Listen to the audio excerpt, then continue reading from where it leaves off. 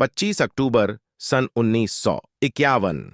ये वो तारीख है दोस्तों, जब नए नए आजाद हुए भारत और 36 करोड़ भारतवासियों ने अपना पहला मतदान देखा था। उस दिन हमारा देश तो लोकतांत्रिक बना ही था, साथ ही ये उस वक्त का सबसे बड़ा चुनाव भी बन गया था, जिसमें 21 वर्ष से अधिक आयु के सभी भारतीय नागरिक मतदान कर सकते थे। तो चलिए दोस्तों, एक एक कर समझते हैं। 499 सीटों पर हुए 25 अक्टूबर 1951 से 21 फरवरी 1952 तक, यानी करीब 4 महीने चली उस चुनावी प्रक्रिया की क्या थी कहानी।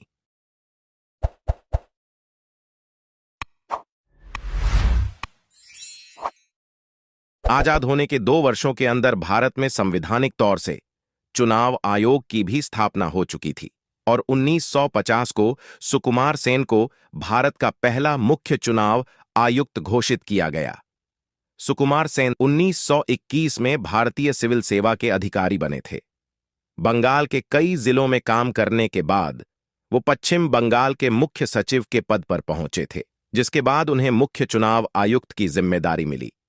इसके ठीक 1 महीने बाद संसद में जनप्रतिनिधि अधिनियम पारित किया गया, जिसके बाद लोकसभा की 499 तथा विधानसभा की 3283 सीटों के लिए भारत के कुल 17 करोड़ 32,12,343 मतदाताओं का निबंधन हुआ। भारत के पहले आम चुनाव में करीब 17 करोड़ लोगों ने हिस्सा लिया, जिसमें तकरीबन 85% लोग लिखना पढ़ना बिल्कुल नहीं जानते थे।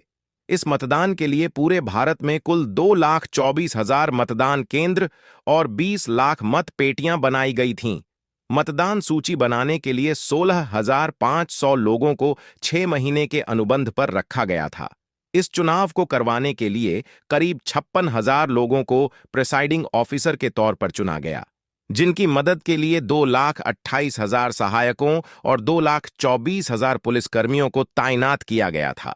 कुछ दुर्गम पहाड़ी इलाकों में मत पेटियां पहुंचने के लिए खास तौर से पुलों का निर्माण किया गया था और हिंद महासागर के कुछ द्वीपों में मतदाता सूची पहुंचाने के लिए नौसैनिक पोतों का इस्तेमाल किया गया था।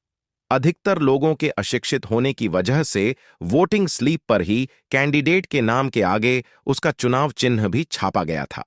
हर पोलिंग बूथ सेंटर पर पेटियां रखी थीं, जिस पर पार्टी का चुनाव चिन्ह बना होता और वोटर को उसमें अपना वोट डालना होता था। नकली वोटरों से बचने के लिए भारतीय वैज्ञानिकों ने ऐसी स्याही बनाई जो वोटर की उंगली पर 1 सप्ताह के लिए बनी रह सके। भारत के पहले आम चुनाव में कुल 53 पार्टियों ने भाग लिया था, जिनमें 14 राष्ट्रीय स्तर और बाकी राज्य स्तर की पार्टियां थीं। कांग्रेस की सर्वोच्चता अवश्य थी, उसकी स्वीकार्यता भी व्यापक थी, लेकिन विपक्ष के वजूद में आने से लोकतंत्र को और मजबूती मिल गई। भारतीय कम्युनिस्ट पार्टी तो पहले से ही थी।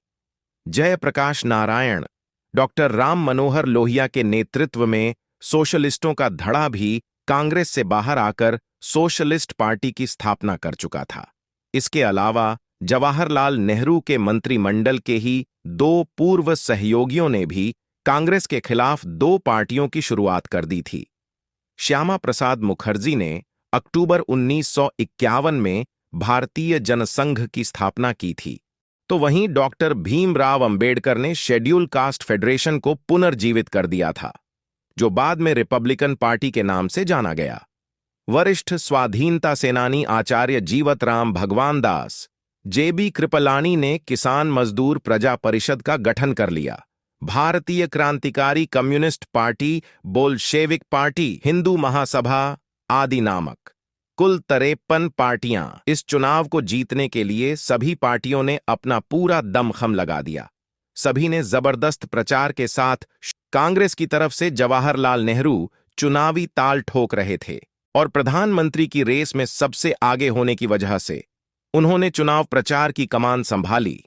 उस वक्त मूल सुविधाएं न होने की वजह से सभी पार्टियों को चुनाव प्रचार करने में एक लंबा समय लगा। खुद जवाहरलाल नेहरू को भी 9 महीनों का समय लगा, जिसमें उन्होंने कुल 2,500 मील की दूरी कवर की, जिसमें 18,000 मील हवाई रास्ते, 5200 मील कारों, 1600 मील रेल और 90 मील की दूरी उन्होंने नाव से तय की।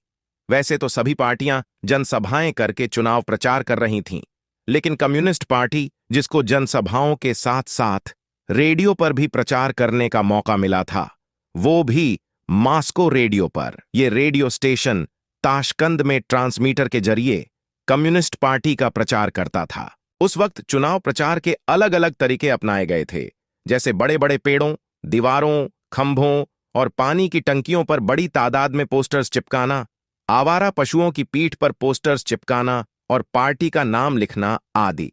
इस चुनावी प्रक्रिया के खत्म होते ही आखिरकार वो दिन भी आ गया जब 25 अक्टूबर 1951 को हिमाचल प्रदेश की चीनी तहसील में 1952 के चुनाव का पहला वोट डाला गया। करीब 4 महीने चली उस चुनावी प्रक्रिया ने भारत को एक नए मुकाम पर लाकर खड़ा कर दिया था।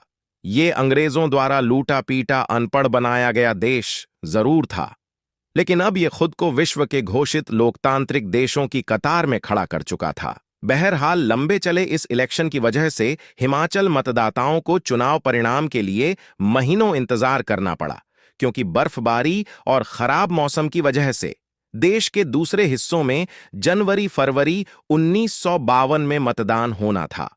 और जब इलेक्शन हुआ तो सबसे अधिक 80% मतदान केरल के कोट्टायम चुनाव क्षेत्र में हुआ, जबकि मध्य प्रदेश के शहडोल में सबसे कम 20% वोटिंग हुई। इस तरह पूरे देश में अशिक्षा के बावजूद तकरीबन 60% मतदाताओं ने अपने मत का इस्तेमाल किया था। फरवरी के लास्ट वीक में वोटिंग पूरी हुई, जिसमें कांग्रेस पार्टी ने प्रचंड बहुमत प्राप्त किया और उसे लोकसभा की 499 में 364 सीटें हासिल हुईं, जबकि भारतीय कम्युनिस्ट पार्टी 16 सीटें जीतकर दूसरी सबसे बड़ी पार्टी के रूप में उभरी।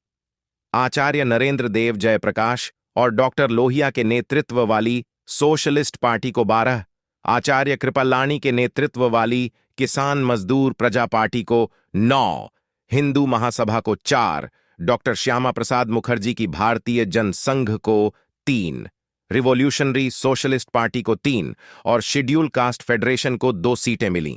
इस चुनाव में कांग्रेस ने 4,76,65,951 वोट यानी लगभग 45% वोट हासिल किया, जिसके बाद जवाहरलाल नेहरू लोकतांत्रिक रूप से देश के पहले प्रधानमंत्री बने। पहले आम चुनाव में जवाहरलाल नेहरू का कद काफी बड़ा था। उनके सॉफ्ट नेचर के चलते उनकी लोकप्रियता भी खूब थी, लेकिन 1942 के भारत छोड़ो आंदोलन के हीरो रहे जयप्रकाश नारायण और डॉक्टर राम मनोहर लोहिया की भी विपक्षी नेताओं के रूप में प्रतिष्ठा थी। जनसंघ के संस्थापक श्यामा प्रसाद मुखर्जी का भी अपना अलग और अपने अपने क्षेत्रों में पूर्व राजाओं, जमींदारों, स्थानीय नेताओं आदि का भी सम्मान कायम था। यही रीजन था कि 38 जगहों से 47 निर्दलीय जीते, तो वहीं 10 स्थानों पर निर्विरोध निर्वाचन भी हुआ। उस समय निर्वाचित होने वालों में काका साहब कालेलकर भी थे, जो पहले पिछड़ा वर्ग आयोग के अध्यक्ष बने। लाल बहादुर शास्त्री, गुलजारी लाल नंदा, मोरारजी देसाई, जीवी मावलंकर, हुमायूं कबीर, A.K. गोपालन, रफी अहमद किदवई, केशव देव मालवीय आदि नेताओं को पहले आम चुनाव ने ही सांसद सदस्य बनाया, जिसके बाद इनमें से पहले 3 नेता देश के प्रधानमंत्री बने। मावलंकर पहले लोकसभा अध्यक्ष बने। इस चुनाव में डॉक्टर आम्बेडकर बॉम्बे से अपना चुनाव हार गए थे। यानी कुल मिलाकर जिस चुनावी ढांचे के जरिए संसदीय लोकतंत्र का जो लंबा सफर हमने अब तक तय किया है, उसके लिए स्वाधीनता संग्राम के दौरान ही नहीं, बल्कि स्वाधीनता के बाद भी लाखों लोगों ने इसमें अपना योगदान दिया।